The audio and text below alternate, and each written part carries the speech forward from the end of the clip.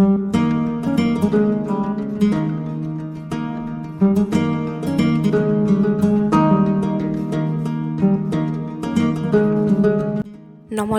সীমা Bengal lifestyle ব্লগের নতুন একটি ভিডিওতে আপনাদের সবাইকে স্বাগত জানাই। আশা করছি সবাই ভালো আছেন, সুস্থ আছেন। আমিও বেশ ভালো আছি।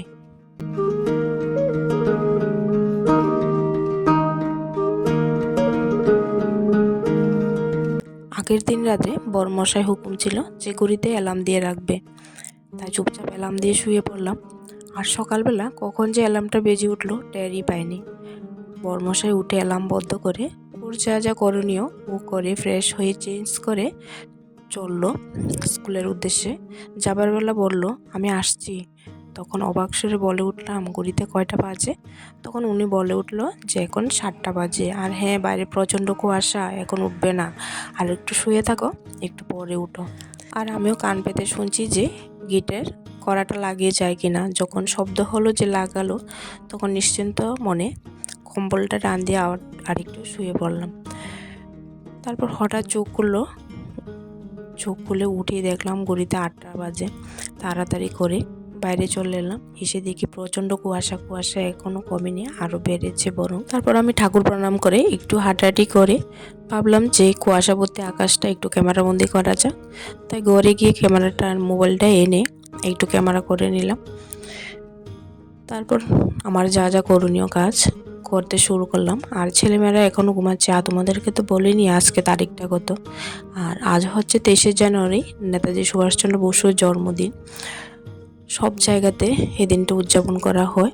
আর আমাদের ছোটোবেলা অনেক স্মৃতি জড়িয়ে আছে এই দিনটা। 23শে জানুয়ারি, 26শে জানুয়ারি, 15ই আগস্ট আমরা প্রত্যেকটাই ছেলেমেয়েরাই ছোটোবেলায় স্কুলে দল বেঁধে যেতাম। আর এখান থেকে ওখান থেকে চকলেট জড়ো করতাম আর দেখতাম কে কতটা চকলেট পেয়েছে। আর এখন বাচ্চারা সেটা এতটা এনজয়ও করে না। ওরা ঘুমাচ্ছে, ছেলে একদিকে ঘুমাচ্ছে আর 2 মেয়ে একদিকে ঘুমাচ্ছে। আর ওদেরকে ডাকাডাকিও করিনি, বাইরে প্রচণ্ড কুয়াশা, উঠেই বা কী করবে। তাই ওদেরকে ওদের জায়গায় ছেড়ে আমি আমার কাজকর্ম করতে লাগলাম। ঘর দুয়ার ঝাড়ু দিয়ে আর একটু সিঁড়িটা মুছে চলে এলাম ব্রাশ করতে। ফ্রেশ হয়ে জলটা নিয়ে ফিল্টারে দেব, যেহেতু 8টা বেজে গেছে জল যাওয়ার পথে। তাই দেরি না করে জলের বালতিটা বসিয়ে দিলাম আর আমি একটু ফ্রেশ হয়ে নেব। আর হ্যাঁ, আমার ক্যামেরাটা করার কিন্তু কেউই নেই, কারণ 2 মেয়ে ঘুমাচ্ছে। আমার ক্যামেরা সাধারণত ওরা 2 বোনই আমাকে করে দেয়, যেহেতু আমার কোনো স্ট্যান্ড নেই, তাই ওরা 2 জনই করে দেয়। আর এখন যেহেতু 2 জনই ঘুমাচ্ছে, তাদেরকেও ডাকিনি, আমি যতটুকু পারছি নিজে নিজে করে নিচ্ছি।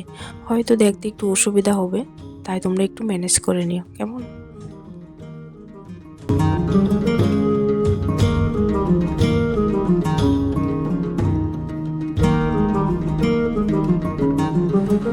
সমস্ত কাজ বাজ সেরে ফ্রেশ ট্রেশ হয়ে চলে এলাম রান্নাঘরে। যেহেতু প্রচণ্ড ঠান্ডা বাইরে, একটু গরম জল না খেলে তো নাই হয়। আর প্রত্যেকদিন সকালবেলা উষ্ণ গরম জল খেলে নিজের জন্য খুবই ভালো থাকে। আর প্রত্যেকদিন সকালবেলা আমরা প্রত্যেকেই একটু উষ্ণ গরম জল খেয়ে থাকি। তাই খেয়ে দিয়ে অনেক সময় পর চলে এলাম 1 কাপ চা নিয়ে। বড়মশাই এখনও আসেনি, ছেলেমেয়েরা এখনও ঘুম থেকে উঠেনি। আর বড় মেয়ে উঠেছে, বলছে দাও আমি ক্যামেরাটা করে দিই।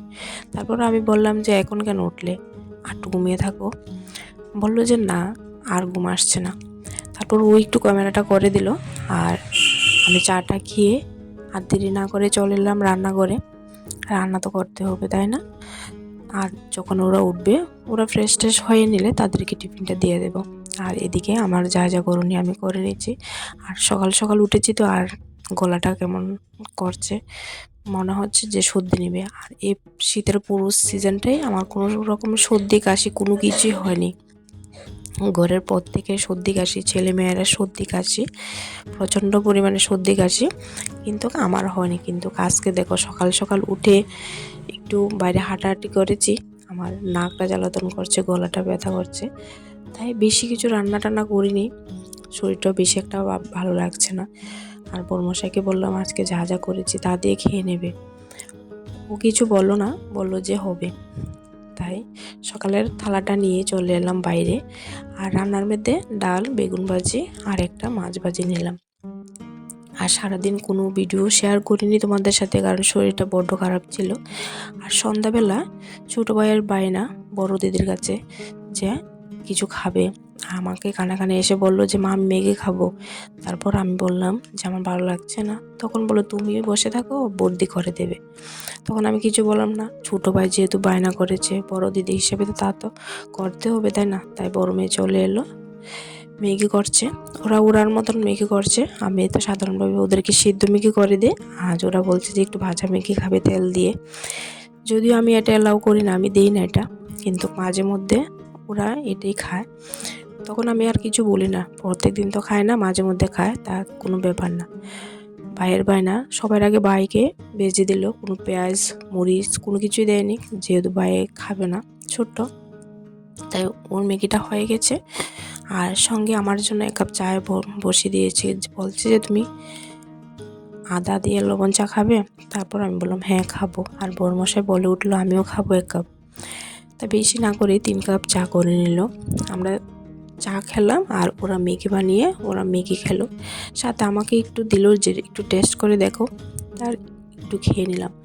আচ্ছা, তোমরা কে কোথায় থেকে ভিডিওটা দেখছো অবশ্যই জানিও, কিন্তু আর ভিডিওটা কেমন হয়েছে অবশ্যই জানিও।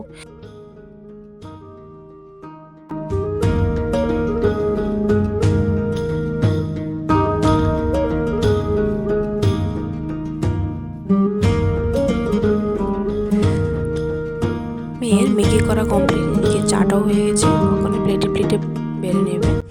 আর ভাইও চলে এসছে ওদের কাছ থেকে আবার বাঘ নেওয়ার জন্য, বলছে যে আমাকে একটু দে। তাই ওর বড় দিদি হিসাবে কোনো কিছু না বলে 3 প্লেটে বেড়ে নিচ্ছে আর আমাদের জন্য চাটা বেড়ে নিচ্ছে। এখন আমরা সন্ধ্যার সময়, শীতের সন্ধ্যায় একটু আমেজ করে চা টিফিন খাবো। আজকে ভিডিওটা আর বড় করছি না, তাহলে এখন আসি, আবার দেখা হবে পরবর্তী ভিডিওতে। আর সবাই ভালো থাকবেন, সুস্থ থাকবেন, সাবধানে থাকবেন।